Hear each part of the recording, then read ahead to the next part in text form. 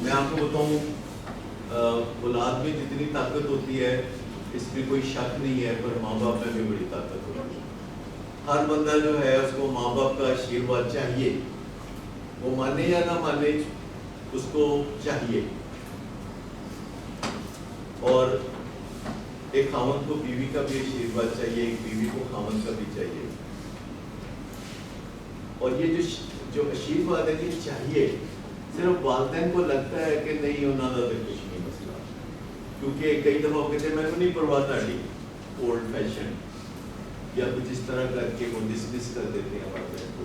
یہ ان دی heat of the moment ہوتا ہے، ورنہ جس طرح آپ ان سے محبت کرتے ہیں اس سے کہیں زیادہ وہ آپ سے محبت کرتے ہیں. فرق صرف یہ ہے کہ وہ اپنی محبت کے پتے بہت اچھے کھیلتے ہیں، اور والدین جو ہے وہ اپنی محبت کے پتے اتنے اچھے نہیں کھیلتے. یہ سیکھنے کی بات ہے. والدین کو اپنی اسٹرینگس کا پتہ ہی نہیں ہوتا، اور اولاد کو اپنی اسٹرینگس کا پتہ ہوتا ہے. پھر ان کے مشیر بہت ہوتے ہیں. جیسے ہمارے چیف منسٹر پنجاب کے 39 مشیر ہے، پہلے 40 تھے، ایک کیا تو مشیر بہت ہوتے ہیں. اور ہمارے والدین کا کوئی مشیر نہیں ہوتا. بعض بار تو میاں بیوی میں بھی ڈیوائڈ ہوتا ہے، یا ٹین ایجر ان کو ڈیوائڈ کر دیتا ہے بہت آسانی کے ساتھ. اور انگریز جیسے ڈیوائڈ اینڈ رول کی پالیسی کرتے تھے تو ایڈکشن میں بھی یہ ڈیوائڈ اینڈ رول کی پالیسی ہوتی ہے.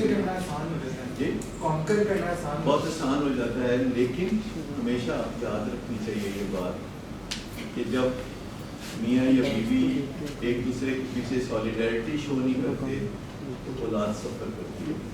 اور میاں بیوی کو وقتی طور پر تھوڑا تھینک یو موم یا تھینک یو ڈیڈ مل جاتا ہے.